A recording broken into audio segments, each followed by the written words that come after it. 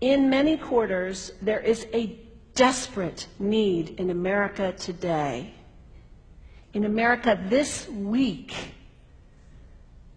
for a healthy dose of religious humility. There are too many people getting too much face time on television who claim exalted status for Christianity and who are demeaning other faith traditions, particularly that of Islam. And my friends, this has got to stop.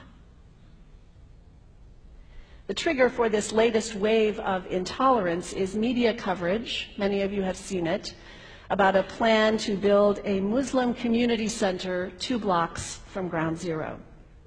The center will have a mosque, an auditorium, and a pool. It is modeled after YMCAs and Jewish community centers all across the country. For all I know, it's got locker rooms and childcare. Now, to be very clear here, reasonable, faithful, caring people can disagree about how they feel about this facility being built so close to Ground Zero. But that does not justify the wave of fear and suspicion that has washed over this country over the last 10 days. The media are now calling this a wave of Islamophobia that is sweeping across America. I saw a story this week on CNN about a minister in Gainesville, Florida, who has declared September 11th of this year Burn the Quran Day. Thank you for your reaction. That was mine.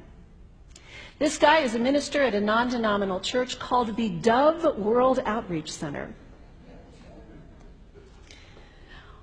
He said all kinds of disparaging, insulting, inaccurate things about Islam that I'm not going to repeat from this pulpit. His message is about hate and fear, and I can assure you there is nothing in the Gospels, there is nothing in the teaching of Jesus Christ that says anything about burning the holy texts of other traditions. It is not there. The proposed burning of the Quran is obscene. It is not the work of peace. It is not the work of understanding. It is not the work of building bridges. It is insanity. Now, the good news is there are a lot of groups, a lot of churches, even the National Association of Evangelicals, who are condemning this action and urging the church to cancel their event. A conversation about God demands grace, an openness, a willingness to learn, to have our own ideas challenged, our convictions questioned. These are the hallmarks of humility. When I was in seminary, I read from someone whose name is lost to me now, when you speak of God, your voice should shake a little. You know, Jesus had no time for religious know-it-alls. He saved some of his harshest criticism for church leaders, for the Pharisees, the religious leaders who were so certain about who was out and who was in, who was holy and unholy, clean and unclean. Jesus was forever taking all this religious certainty and turning it on its head. And we can only imagine what Jesus would have said about Pastor Terry Jones and his Burn the Quran campaign. I think he would say, this has got to stop. Followers of Islam believe that the Quran is a collection of revelations received by the Prophet Muhammad from God about 1400 years ago. They believe that Muhammad was the last of a series of prophets and teachers and messengers that included Adam, Moses, Jesus, Abraham, all names revered by us as well. The word Islam means peaceful surrender to the will of God. The Quran was written at a time when the Muslim people were being driven from their homes, persecuted, and killed. The Old Testament was written at a time when Jewish people were being driven from their homes, persecuted, and killed. And religious scholars will tell you that most Holy Scriptures have stories of war and violence in them. Throughout history, most faiths have used these texts to justify violence. And if there's anyone in this room at this moment who's thinking that I've got it wrong, after church today, pull out your Bible and look up Psalm 137. And you'll see that our own text has passages that can make us uncomfortable.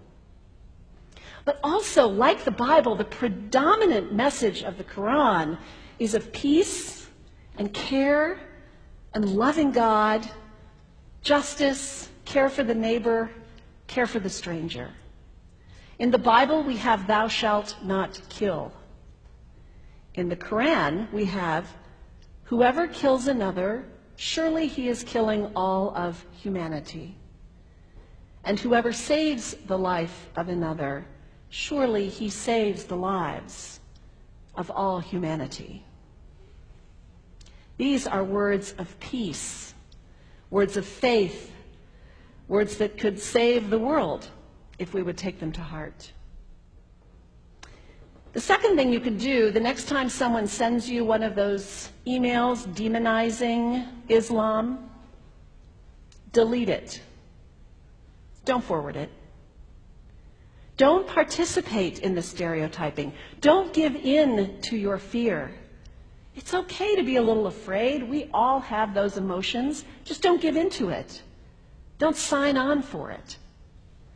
Don't focus on this tiny group of extremists who commit acts of violence. Focus on the hundreds of millions of Muslim people in the world who are people of faith, whose priorities and concerns and families are not so different from your own. And third, when you think of Muslim people, think of individuals. Think of the professor at Ohio State. Think of the engineer at Honda. Think of the teacher at the elementary school down the street. When you think of Muslim people, remember those who died on 9/11, not the hijackers. There was only a handful of them. Remember Mohammed Sunhami Hamandi. He was born in Pakistan. He came to the United States as a small child with his parents. He played high school football. He went to college. He became a part-time ambulance driver. He died, this Muslim young man, on 9/11, trying to rescue people and save lives. When you think of Muslim people, remember Mohammed Salahuddin Cloudhurry. He was a waiter at Windows on the World, which was at the top of the World Trade Center. He died that day. His wife had their baby 2 days later. When you think of Muslim people, remember Rama Salih. She was a woman, 28 years old. Her neighbors described her as fun and outgoing and generous. And she died on American Airlines Flight 11, 7 months pregnant with her first child. Remember the founder of the Islamic Circle of North America, who worked in the World Trade Center and also died on September 11th. That same group now is giving away tens of thousands of copies of the Quran in response to the campaign about burning the Quran. In the language of their own tradition, they are spreading words of faith and peace and hope. One of the ladies at the 8:30 service this morning said to me after, maybe we should declare September 11th, buy a Quran and read some of it. It is for us to share our message of love and hope and peace, but let us do it with grace and respect and above all, humility. God grant us, as individuals, as a nation, as Christians, the humility for this work.